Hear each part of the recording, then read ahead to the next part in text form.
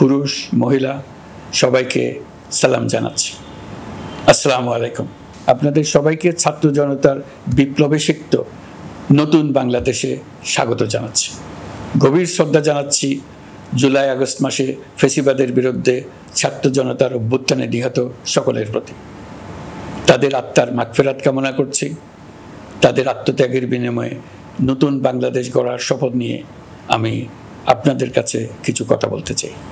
শরণার্থীকালের ভয়াবহ বন্যায় যারা মৃত্যুবরণ করেছেন, যারা অসুস্থ হয়ে পড়েছেন বা যারা সর্বস্ব হারিয়েছেন, যারা দুঃসহ জীবনযাপন করছেন, তাদের স্মরণে রেখে আজকের কথাগুলো বলছি। বন্যা দুর্গতদের জীবন দ্রুত স্বাভাবিক করার জন্য যাবতীয় উদ্যোগ সরকারি বেসরকারি পর্যায়ে নেবার আয়োজন করেছি। ভবিষ্যতে সকল ধরনের বন্যা প্রতিরোধে আমাদের আভ্যন্তরীণ এবং প্রতিবেশীদের সঙ্গে যাতে যৌথভাবে নেওয়া যায় সে আলোচনা শুরু করেছে। প্রিয় দেশবাসী, আপনারা জানেন বিপ্লবী ছাত্র জনতা জাতির এই ক্রান্তি লগ্নে আমাকে এক গুরু দায়িত্ব অর্পণ করেছে। সর্বাধুনিক প্রযুক্তি ও সেরা মানের উপাদানে তৈরি আরএফএল চেয়ার, ক্ষমতার নয় সমতার চেয়ার। তারা নতুন এক বাংলাদেশ গড়তে চায়। নতুন প্রজন্মের এই গভীর আকাঙ্ক্ষাকে বাস্তবে রূপ দেওয়ার সংগ্রামে আমি একজন সহযোদ্ধা হিসেবে তাদের সঙ্গে যোগ দিয়েছি। দেশের সকল বয়সের, সকল পেশার, সকল মতের, সকল ধর্মের সবাইকে বিনা দ্বিধায় এই সংগ্রামে যোগ দেওয়ার আহ্বান জানাচ্ছি। প্রিয় দেশবাসী, লক্ষ লক্ষ শহীদের রক্তের বিনিময়ে এবং লক্ষ লক্ষ মা বোনের আত্মদানের বিনিময়ে যে বাংলাদেশ আমরা পেয়েছিলাম তা ফ্যাসিবাদ এবং স্বৈরাচারের হাতে ধ্বংস হয়ে গেছে। আপনারা দেখেছেন আমাদের প্রতিটি প্রতিষ্ঠানকে তারা কিভাবে শেষ করেছে। দেশের রন্ধ্রে রন্ধ্রে ঢুকে গেছে দুর্নীতি। এমন এক দেশে আমাদের দেশ রূপান্তরিত হয়েছে যেখানে স্বৈরাচারের পিয়নও দুর্নীতির মাধ্যমে 400 কোটি টাকার সম্পদ করার মতো অকল্পনীয় কাজ করে গেছে নির্বিবাদে। শিক্ষা খাতকে পঙ্গু করে দিয়েছে। ব্যাংকিং ও শেয়ার বাজার খাতে লুটপাট, প্রকল্প ব্যয়ে বিশ্ব রেকর্ড, অবাধ সম্পদ পাচার, আইন শৃঙ্খলা রক্ষাকারী সংস্থাকে নিজ দলের পুতুলে রূপান্তর, বাক স্বাধীনতা হরণ, মানবাধিকার হরণ, এসবই হিমশৈলের অগ্রভাগ মাত্র। ক্ষমতা কুক্ষিগত করতে ফ্যাসিবাদী সরকার খর্ব করেছে জনগণের সাংবিধানিক ক্ষমতা ও অধিকার। দুঃশাসন, দুর্নীতি, অন্যায়, অবিচার, নিপীড়ন, বিচারের নামে প্রহসনের মাধ্যমে জনসুরক্ষা বিপন্ন করেছে। জনগণকে নির্যাতন, বঞ্চনা ও বৈষম্যের মুখোমুখি দাঁড় করিয়ে দিয়েছে। নতুন প্রজন্মের মানুষ সহ কোটি কোটি মানুষের ভোটাধিকারকে বছরের পর বছর হরণ করেছে। মানুষের এগিয়ে যাওয়ার পথে সকল ধরনের প্রতিবন্ধকতা তৈরি করে স্বৈরাচার তার নিজের, পরিবারের ও দলের কিছু মানুষের হাতে দেশের মালিকানা তুলে দিয়েছে। প্রিয় দেশবাসী, কিন্তু এই দ্বার প্রান্তে দাঁড়িয়েই আমাদের গড়তে হবে স্বপ্নের বাংলাদেশ। বৈষম্যহীন, শোষণহীন, কল্যাণময় এবং মুক্ত বাতাসের রাষ্ট্রের যে স্বপ্ন নিয়ে ছাত্র জনতা আন্দোলনে ঝাঁপিয়ে পড়েছিল, আমি তাদের সেই স্বপ্ন পূরণে অঙ্গীকারবদ্ধ। আপনাদের সবাইকে এই শুভলগ্নে তাদের স্বপ্ন পূরণে সমস্ত শক্তি নিয়ে এগিয়ে আসার আহ্বান জানাচ্ছি। তাদের স্বপ্ন আমাদের স্বপ্ন। জাতীয় জীবনে তরুণরা একটা মহা সুযোগ সৃষ্টি করে দিয়েছে। আমরা সবাইকে সুযোগ ব্যবহার করার কাজে এগিয়ে আসতে আহ্বান জানাচ্ছি। গণরোষের মুখে ফ্যাসিবাদী সরকার প্রধান দেশ ত্যাগ করার পর আমরা এমন একটি দেশ গড়তে চাই যেখানে প্রতিটি নাগরিকের মানবাধিকার থাকবে পুরোপুরি সুরক্ষিত। আমাদের লক্ষ্য একটাই, উদার, গণতান্ত্রিক, বৈষম্যহীন, অসাম্প্রদায়িক বাংলাদেশ। আমরা এক পরিবার, আমাদের এক লক্ষ্য। কোনো ভেদাভেদ যেন আমাদের স্বপ্নকে ব্যাহত করতে না পারে, সেজন্য আমরা প্রতিজ্ঞাবদ্ধ। বর্তমান সরকারের দায়িত্ব গ্রহণের মাত্র 2 সপ্তাহ শেষ হলো। কর্মযাত্রার প্রথম পর্যায়ে রাষ্ট্র সংস্কারের কাজে আপনাদের কাছ থেকে যে সমর্থন পাচ্ছি সেজন্য আন্তরিক ধন্যবাদ। আমরা অনুধাবন করছি যে আমাদের কাছে আপনাদের প্রত্যাশা অনেক। এই প্রত্যাশা পূরণে আমরা বদ্ধপরিকর। যদিও দীর্ঘদিনের গণতন্ত্রহীনতা, 15 বছরের ফ্যাসিবাদী শাসন ব্যবস্থা প্রায় প্রতিটি ক্ষেত্রেই আমাদের জন্য পর্বতসম চ্যালেঞ্জ রেখে গিয়েছে, কিন্তু এই চ্যালেঞ্জ গ্রহণে আমরা প্রস্তুত। আজ আমি সরকারের পক্ষ থেকে আপনাদের দোয়া ও সহযোগিতা কামনা করতে আপনাদের সামনে এসেছি। শুধু আমি বলবো, আপনাদের একটু ধৈর্য ধরতে হবে। এখনই সব দাবি পূরণ করার জন্য জোর করা, প্রতিষ্ঠানে ঢুকে ব্যক্তিবিশেষকে হুমকির মধ্যে ফেলা, মামলা গ্রহণের জন্য চাপ সৃষ্টি করা, বিচারের জন্য গ্রেফতারকৃত ব্যক্তিকে আদালতে হামলা করে আগেই এক ধরনের বিচার করে ফেলার যে প্রবণতা, তা থেকে বের হতে হবে। ছাত্র জনতার বিপ্লবের গৌরব ও সম্ভাবনা এসব কাজে ম্লান হয়ে যাবে। নতুন বাংলাদেশ গড়ার প্রচেষ্টা হতে ব্যাহত হবে। রাতারাতি এই পরিস্থিতি থেকে উত্তরণ কঠিন। নড়বড়ে এক কাঠামো, আমি বরং বলবো জনস্বার্থের বিপরীতমুখী এক কাঠামোর উপর দাঁড়িয়ে আমাদেরকে দেশ পুনর্গঠনের কাজে হাত দিতে হয়েছে। আমরা এখান থেকেই বাংলাদেশকে এমনভাবে করতে চাই যেন এদেশে জনগণই সত্যিকার অর্থে সকল ক্ষমতার উৎস হয়, বিশ্ব দরবারে একটি মানবিক ও কল্যাণকর রাষ্ট্র হিসেবে সমাদৃত হয়। তরুণ প্রজন্ম, শিক্ষার্থী ও জনতার আত্মত্যাগের প্রতি সম্মান জানাতে রাষ্ট্র সংস্কারের কাজে সফল আমাদের হতেই হবে, এর আর কোনো বিকল্প নেই। প্রিয় দেশবাসী, আপনারা ইতিমধ্যে জেনেছেন জুলাই আগস্ট মাসে গণ অভ্যুত্থানে বল প্রয়োগ ও হতাহতের যে দুঃসহ ঘটনা ঘটানো হয়েছে তার স্বচ্ছ তদন্ত করতে জাতিসংঘের মানবাধিকার কমিশনের প্রধানকে বাংলাদেশে এসে তাদের তদন্ত শুরু করতে আমরা আমন্ত্রণ জানিয়েছি। তদন্তের এই প্রক্রিয়া এই সপ্তাহে শুরু হবে। তাদের প্রথম দল ইতিমধ্যে এসে গেছে। আমরা ইতিমধ্যে ছাত্র জনতার বিপ্লবকে নস্যাৎ করতে যে শত শত মিথ্যা ও হয়রানিমূলক মামলা দায়ের করা হয়েছিল তার অধিকাংশ প্রত্যাহার করেছি এবং আটক ছাত্র জনতার মুক্তি লাভের ব্যবস্থা করেছে। পর্যায়ক্রমে মিথ্যা ও গায়েবী সকল মামলার ক্ষেত্রে অনুরূপ ব্যবস্থা গ্রহণ করে মানুষকে দুঃসহ ভোগান্তি থেকে মুক্ত করা হবে। ন্যায় বিচার নিশ্চিত করতে গণ অভ্যুত্থানের সকল শহীদ পরিবারকে পুনর্বাসন করবে। সকল আহত শিক্ষার্থী ও জনতার চিকিৎসার সম্পূর্ণ ব্যয় সরকার বহন করবে।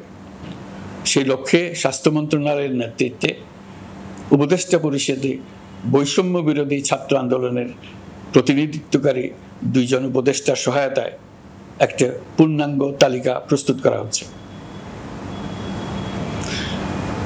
এই কার্যক্রমের জন্য এবং গণ অভ্যুত্থানের শহীদদের স্মৃতি ধরে রাখতে সরকার অতি দ্রুত জুলাই গণহত্যা স্মৃতি ফাউন্ডেশন নামে একটি ফাউন্ডেশন প্রতিষ্ঠা করার প্রক্রিয়া শেষ পর্যায়ে এনেছে।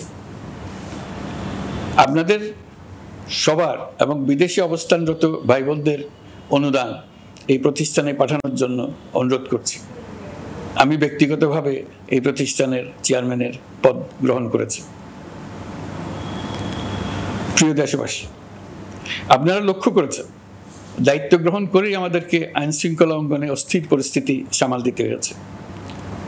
আপনাদের সহযোগিতা ও সমর্থনে দেশপ্রেমিক সকল আইন শৃঙ্খলা রক্ষাকারী বাহিনী কাজে যোগ দিয়েছে। ফ্যাসিবাদী সরকার প্রশাসনের চরম দলীয়করণ করার ফলে বিপুল সংখ্যক কর্মকর্তা কর্মচারী দীর্ঘদিন বৈষম্যের শিকার হয়েছেন। আমরা ইতিমধ্যে সংশোধনমূলক ব্যবস্থা গ্রহণ করতে আরম্ভ করেছি, তবে প্রশাসনকে গতিশীল রাখতে এবং একই সাথে সুনির্দিষ্ট পদ্ধতি অনুসরণ করে সঠিক সিদ্ধান্তে উপনীত হতে সময় প্রয়োজন। সেজন্য সকলকে ধৈর্য ধরার অনুরোধ করছি। প্রশাসনের সকল ক্ষেত্রে প্রতিষ্ঠানগুলো যেন জনগণের আস্থা ফিরে পায়, সেটি আমাদের অন্যতম উদ্দেশ্য। লুটপাট ও দুর্নীতির আখড়ায় পরিণত করা ব্যাংকিং খাতে সুশাসন নিশ্চিত করার জন্য আমরা উদ্যোগ নিয়েছি। এই খাতে দক্ষ জনবল নিয়োগ দেওয়া হচ্ছে। ব্যাংকিং খাতে শৃঙ্খলা স্থাপন, ব্যবসা বাণিজ্যে সহায়ক পরিবেশ তৈরি এবং জনগণের জীবনযাপন সহজ করতে নিত্য প্রয়োজনীয় দ্রব্যমূল্য ও মূল্যস্ফীতি নিয়ন্ত্রণে আনার আমরা উদ্যোগ সচল করেছি। ব্যাংকিং খাতে দীর্ঘমেয়াদী সংস্কারের জন্য ব্যাংক কমিশন গঠন করা হবে। আর্থিক খাতে সার্বিক পরিস্থিতি ও সংস্কার বিষয়ে একটি রূপকল্প তৈরি করা হবে, যা দ্রুত জনসমক্ষে প্রকাশ করা হবে। শেয়ার বাজার, পরিবহন খাত সহ যেসব ক্ষেত্রে চরম বিশৃঙ্খলা বিরাজ করছে তা নিরসনের দ্রুত পদক্ষেপ নেওয়া হচ্ছে। বিচার বিভাগকে দুর্নীতি ও দলীয় প্রভাব মুক্ত করতে কার্যক্রম শুরু হয়েছে। একটি সুনির্দিষ্ট প্রক্রিয়ার মধ্য দিয়ে বিচার বিভাগের স্বাধীনতা ও জবাবদিহিতা নিশ্চিত করার উদ্যোগ নেওয়া হয়েছে। ফ্যাসিবাদী সরকারের বিচার বহির্ভূত হত্যাকাণ্ড, গুম, খুন, অপহরণ এবং আয়নাঘরের মতো চরম ঘৃণ্য সকল অপকর্মের ন্যায় বিচার নিশ্চিত করা হবে। এসব অপকর্মের সঙ্গে জড়িত সকলের বিচার নিশ্চিত করা হবে। তালিকা প্রস্তুত করে মিথ্যা মামলা প্রত্যাহার করা হবে। দুর্নীতি ও সম্পদ পাচারের বিচার করা হবে। আইন শৃঙ্খলার ক্ষেত্রে জনমুখী ও দলীয় প্রভাবমুক্ত জবাবদিহিমূলক কাঠামো সৃষ্টির লক্ষ্যে পুলিশ কমিশন গঠন করা হবে। জাতিসংঘের তদন্ত প্রতিবেদন, দায়িত্বপ্রাপ্ত সকল সংস্থা ও জনগণের সাথে মত বিনিময়ের মাধ্যমে কমিশনের নেতৃত্বে প্রয়োজনীয় সংস্কার করা হবে। বাংলাদেশকে আর কোনোদিন কেউ যেন কোনো পুলিশি রাষ্ট্রে পরিণত করতে না পারে তার ব্যবস্থা করা হবে। তথ্যের অবাধ প্রবাহ ও গণমাধ্যমের স্বাধীনতা নিশ্চিত করা হবে। ফ্যাসিবাদী সরকার গণমাধ্যমের উপরও দলীয়করণ ও নির্যাতনের বোঝা চাপিয়েছিল। জনগণের তথ্যের অধিকার নিশ্চিত করতে আমরা প্রতিশ্রুতিবদ্ধ। তথ্যের প্রবাহে বিদ্যমান আইনি ও অন্যান্য বাধা অপসারণ করা হবে। মত প্রকাশের স্বাধীনতা বাধাগ্রস্ত করে এমন সব আইনের নিপীড়নমূলক ধারা সংশোধন করা হবে। ইতিমধ্যে এই ধরনের আইনগুলো চিহ্নিত করে এই প্রক্রিয়া শুরু করা হয়েছে। বিদেশি সংবাদকর্মীদের এদেশে আসার পর যে অলিখিত নিষেধাজ্ঞা ছিল, ইতিমধ্যে আমরা তা তুলে নিয়েছি। বিদেশি সাংবাদিকদের দ্রুত ভিসা দিতে সংশ্লিষ্ট কর্মকর্তাদের নির্দেশ দেওয়া হয়েছে। আমরা আশা করি পরিবর্তিত পরিস্থিতিতে গণমাধ্যম কর্মীরা নিরপেক্ষ সাংবাদিকতা চালিয়ে যাবেন। শিক্ষাক্ষেত্রে চরম নৈরাজ্য প্রতিষ্ঠিত করে গেছে বিগত সরকার। আমরা তার পূর্ণাঙ্গ সংস্কারের উদ্যোগ নেব। এটা আমাদের অন্যতম অগ্রাধিকার। আপনারা জানেন, দায়িত্ব গ্রহণের পর দ্রুততম সময়ের মধ্যে সকল শিক্ষা প্রতিষ্ঠান খুলে দেওয়া হয়েছে। শিক্ষার্থীদের জন্য সৃজনশীল, নিরাপদ ও ভীতিমুক্ত পরিবেশ নিশ্চিত করা আমাদের অঙ্গীকার। একই সাথে পাঠ্যক্রমকে যুগোপযোগী করার কাজও দ্রুত শুরু করা হবে। গণতন্ত্রকে সুসংহত করতে স্থানীয় সরকার প্রতিষ্ঠানগুলোকে শক্তিশালী করা হবে এবং ক্ষমতার বিকেন্দ্রীকরণ নিশ্চিত করা হবে। ছাত্র জনতার গণঅভ্যুত্থানকে সফল পরিণতি দিতে প্রশাসন, বিচার বিভাগ, নির্বাচন কমিশন ও নির্বাচনী ব্যবস্থা, আইন শৃঙ্খলা খাত এবং তথ্য প্রবাহে প্রয়োজনীয় সংস্কার সম্পূর্ণ করে অবাধ ও সুষ্ঠু অংশগ্রহণমূলক নির্বাচন আয়োজন করা হবে। এর লক্ষ্য হবে দুর্নীতি, লুটপাট, গণহত্যার বিরুদ্ধে একটি জবাবদিহিতামূলক রাজনৈতিক বন্দোবস্তের সূচনা। বর্তমান সরকার দুর্নীতির বিরুদ্ধে স্পষ্ট অবস্থান গ্রহণ করেছে। আমাদের সকল উপদেষ্টা দ্রুততম সময়ের মধ্যে তাদের সম্পদের বিবরণ প্রকাশ করবেন। পর্যায়ক্রমে এটা সকল সরকারি কর্মকর্তাদের ক্ষেত্রেও নিয়মিত এবং বাধ্যতামূলক করা হবে। রাষ্ট্রীয় পর্যায়ে দুর্নীতির বিরুদ্ধে ব্যবস্থা গ্রহণে সংবিধানের ৭৭ অনুচ্ছেদে প্রতিশ্রুত ন্যায়পাল নিয়োগে অধ্যাদেশ প্রণয়ন করা হবে। এবার কৃষি খাতের কথা একটু বলে। কৃষি নির্ভর বাংলাদেশে কৃষকের স্বার্থ যেন সুরক্ষিত থাকে, কৃষক যেন তার উৎপাদিত পণ্যের ন্যায্য মূল্য পায়, তা নিশ্চিত করা হবে। প্রবাসী শ্রমিকরা যেভাবে বৈষম্য বিরোধী ছাত্র জনতার আন্দোলনকে সমর্থন দিয়েছে, মুক্তিকামী জনগণ তা কৃতজ্ঞ চিত্তে স্মরণ করে। তাদের প্রতি সকল পর্যায়ে সম্মানজনক আচরণ নিশ্চিত করা হবে। বাংলাদেশের স্বাস্থ্য খাত অন্যতম দুর্নীতিগ্রস্ত খাত। জনগণের জন্য পর্যাপ্ত স্বাস্থ্যসেবা নিশ্চিত করার লক্ষ্যে স্বাস্থ্য খাতে প্রয়োজনীয় সংস্কার করা হবে। এই খাতে সংশ্লিষ্ট সকলকে জবাবদিহিতার আওতায় আনা হবে। হাসপাতালগুলোকে আধুনিকায়নের উদ্যোগ নেওয়া হবে এবং সেখানে সরকারি ডাক্তার সহ বিশেষজ্ঞদের নিয়মিত উপস্থিতি নিশ্চিত করা হবে। স্বাস্থ্যসেবা যাতে নির্দিষ্ট কিছু অঞ্চলে কেন্দ্রীভূত না থাকে, দেশের সব অঞ্চলের মানুষ সমান স্বাস্থ্যসেবা পায়, সে লক্ষ্যে প্রয়োজনীয় উদ্যোগ নিতে আমরা বদ্ধপরিকর। বর্তমান প্রজন্ম অনেক বেশি সচেতন। বিশ্বের বিভিন্ন প্রান্তে ঘটে যাওয়া পরিবর্তন বিষয়ে তারা ওয়াকিবহাল শুধু নয়, তারা নেতৃত্ব দিচ্ছে। তারা যে উন্নয়নের স্বপ্ন দেখে তা টেকসই এবং পরিবেশ বান্ধব, প্রকৃতি ধ্বংসকারী উন্নয়ন নয়। শুধু জিডিপি একটি দেশের উন্নয়নের মাপকাঠি হতে পারে না। নদী, নালা, খাল, বিল, দূষিত জ্বালানির বিরুদ্ধে পরিবেশবাদীদের সাথে আমাদের সরকারের অবস্থান সামঞ্জস্যপূর্ণ। জলবায়ু পরিবর্তন রোধ করতে এবং আগামী প্রজন্মের জন্য সুস্থ একটা পৃথিবী রেখে যেতে কার্বন নিঃসরণ শূন্যের কোটায় নামিয়ে আনার বিকল্প নেই। আমাদের সরকার পরিবেশ ও জলবায়ু রক্ষায় সর্বোচ্চ গুরুত্ব দেবে। এই কার্যক্রমে তরুণ সম্প্রদায়কে সম্পৃক্ত করা হবে। ইতোমধ্যে বিভিন্ন রাষ্ট্র ও জাতিসংঘ বর্তমান সরকারের কর্মসূচির প্রতি সমর্থন ব্যক্ত করেছে। আমরা সকল রাষ্ট্রের সাথে বন্ধুত্বপূর্ণ সম্পর্ক বজায় রাখব। আমাদের পররাষ্ট্রনীতির ভিত্তি হবে পারস্পরিক আস্থা, বিশ্বাস ও সহযোগিতা। আমরা মানবাধিকার আইন সহ সকল আন্তর্জাতিক আইনের প্রতি শ্রদ্ধাশীল। আমাদের পক্ষ থেকে গুম বিষয়ক আন্তর্জাতিক চুক্তির পক্ষরাষ্ট্র হওয়া সহ বিভিন্ন পদক্ষেপ নেওয়া হয়েছে। ইতিমধ্যে পক্ষভুক্ত এমন সকল আঞ্চলিক ও দ্বিপাক্ষিক চুক্তি ও সমঝোতা বাস্তবায়ন করে যাব। আমাদের সরকার রোহিঙ্গা সমস্যার বাস্তবসম্মত সমাধানের লক্ষ্যে আন্তর্জাতিক সম্প্রদায়ের সাথে কাজ করে যাবে। আমরা জাতীয় ঐক্যে বিশ্বাসী। প্রয়োজনীয় সংস্কারের লক্ষ্যে রাজনৈতিক ঐক্যের মধ্য দিয়ে নিশ্চিত করা হবে নারী, শিশু, প্রতিবন্ধী, ধর্মীয় সংখ্যালঘু, আদিবাসী সকলেই এদেশের নাগরিক এবং সমান আইনের সুরক্ষার অধিকারী। তাদের সকলের মানবিক অধিকার সহ অন্যান্য সকল অধিকার নিশ্চিত করার উদ্যোগ নেওয়া হবে। এই জন্য আমি উপদেষ্টা পদমর্যাদা সম্পন্ন একজন বিশেষ সহকারী নিয়োগ দিয়েছি, যার দায়িত্ব হবে জাতীয় সংহতি উন্নয়ন।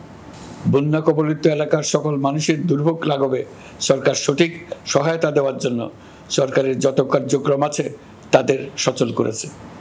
ইতিমধ্যে উপদেষ্টাবৃন্দ বিভিন্ন এলাকার দায়িত্ব নিয়ে এলাকায় গেছেন। আমার কার্যালয়ে একটা নিয়ন্ত্রণ কক্ষ স্থাপন করা হয়েছে। বন্যা পরবর্তী কার্যক্রম নেওয়া হয়েছে। ভবিষ্যতে বন্যা নিয়ন্ত্রণের জন্য করণীয় কি স্থির করার জন্য পদক্ষেপ নেওয়া হচ্ছে। দেশপ্রেমিক সেনাবাহিনী, পুলিশ, বিজিবি, র্যাবকে গুম নির্যাতনের কাজে লাগিয়ে তাদের কলঙ্কিত করা হয়েছে। তারা দেশের গৌরব। তাদেরও কিছু অতি উৎসাহী সদস্যের কারণে পুরো বাহিনীকে আমরা কলঙ্কিত দেখতে চাই না। আমরা অপরাধীদের চিহ্নিত করতে চাই এবং তাদের শাস্তি দিতে চাই, যেন ভবিষ্যতে কারো হুকুমে দেশপ্রেমিক কোনো বাহিনীর, পুলিশের, র্যাবের কোনো সদস্য হত্যাকাণ্ড, গুম ও অত্যাচারে জড়িত হওয়ার সাহস না করে। তাদের কাছে হুকুম যত বড় কর্তৃপক্ষের কাছ থেকে আসুক না কেন, তারা তা উপেক্ষা করবে। ভবিষ্যতে উপরওয়ালার হুকুমে এমন ঘৃণ্য কাজ করতে বাধ্য হয়েছে এমন ব্যাখ্যা কারো কাছে গৃহীত না হয় তার ব্যবস্থা করা হবে। আমি দেশরক্ষা বাহিনী, পুলিশ বাহিনী এবং অন্যান্য সহল বাহিনীকে নির্দেশ দিয়েছি তারা তাদের মধ্যে যারা হত্যাকাণ্ড, গুম, খুন বা শারীরিক মানসিক অত্যাচারে সরাসরি জড়িত তাদের চিহ্নিত করে বিচারের ব্যবস্থা করতে। যারা গুম হয়েছে, হত্যার শিকার হয়েছে তাদের তালিকা প্রস্তুত করতে। তাদের পরিবার সমূহকে সান্ত্বনা দেওয়ার ভাষা আমার নাই। তাদের জীবনে শান্তি ফিরিয়ে আনতে আমরা প্রচেষ্টা অব্যাহত রাখব। আমি সকল দেশরক্ষা বাহিনী ও আইনশৃঙ্খলা বাহিনীকে তাদের উপর জনগণের সম্পূর্ণ আস্থা ফিরিয়ে আনতে সকল পদক্ষেপ গ্রহণ করতে নির্দেশ দিয়েছি। গত 15 বছরের দুর্নীতি, অর্থ পাচার ও জনস্বার্থ বিরোধী চুক্তি স্বাক্ষর, প্রকল্পের নামে লুটপাট ইত্যাদি তথ্য নিয়ে একটি শ্বেতপত্র প্রণয়নের জন্য আমি ইতিমধ্যে একটি কমিটি গঠন করেছি। আমি বিভিন্ন দেশের রাষ্ট্রদূত এবং দাতা সংস্থার প্রতিনিধিদের সঙ্গে বৈঠক করেছি এবং করে যাচ্ছি। ছাত্র জনতার গণঅভ্যুত্থানের পর দেশ গঠনের জন্য সকল প্রকার আর্থিক অন্যান্য সহযোগিতার জন্য তাদেরকে অনুরোধ জানাচ্ছি। তারা এই ব্যাপারে আগ্রহ দেখাচ্ছে। তাদের কাছে আমাদের প্রস্তাবসমূহ প্রণয়ন করে দ্রুত পাঠানোর ব্যবস্থা নিয়েছে। তাদেরকে অনুরোধ জানিয়েছি তারা যেন পরিস্থিতির কারণে অতি দ্রুত অর্থ ছাড় করার ব্যবস্থা নেন। তাদেরকেও বলেছি যে অবস্থার মধ্য দিয়ে আমরা যাচ্ছি তা যেমন একটি দুর্যোগপূর্ণ সময়, তেমনি এটা জাতির জীবনে মস্ত বড় সুযোগ। এই সুযোগকে যেন আমরা পূর্ণভাবে কাজে লাগাতে পারি, সেই জন্য তাদের সহযোগিতা চেয়েছি। এই গণ অভ্যুত্থানে বিদেশে অবস্থানকারী বাংলাদেশিরা অত্যন্ত গুরুত্বপূর্ণ ভূমিকা পালন করেছেন। জাতি তাদের অবদান বিশেষভাবে স্মরণ করবে। নতুন বাংলাদেশ গড়ার কাজে আমরা তাদের অংশগ্রহণ চাইব। আমাদের একটি লক্ষ্য হবে বিদেশগামী এবং প্রত্যাবর্তনকারী প্রত্যেক প্রবাসী শ্রমিককে মর্যাদা ও সম্মানের সঙ্গে দেশে আসা এবং যাওয়া নিশ্চিত করা। সে ব্যাপারে শিগগিরই পদক্ষেপ নেওয়া হবে। বিদেশে অবস্থানরত সকলের কাছে আমার আবেদন, তারা যেন তাদের উপার্জিত অর্থ অফিসিয়াল চ্যানেলে দেশে পাঠান।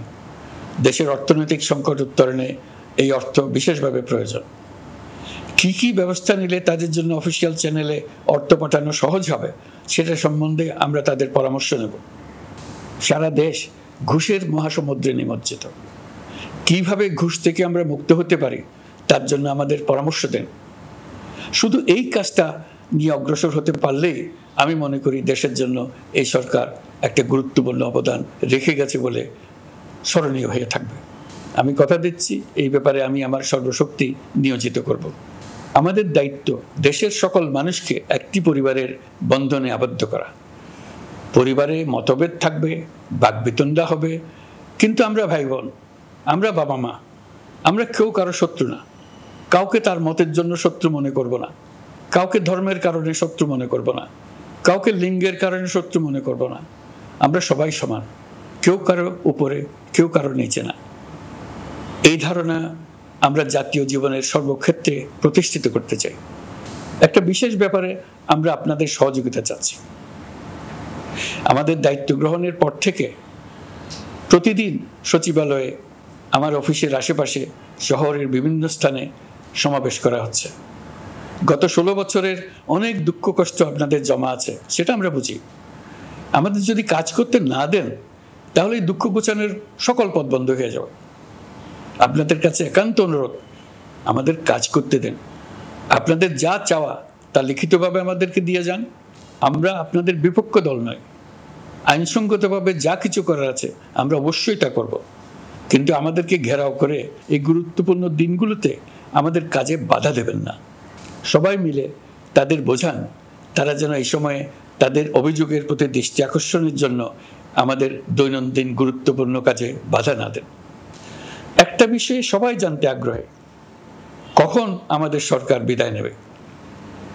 এটার জবাব আপনাদের হাতে। কখন আপনারা আমাদেরকে বিদায় দেবেন? আমরা কেউ দেশ শাসনের মানুষ নই।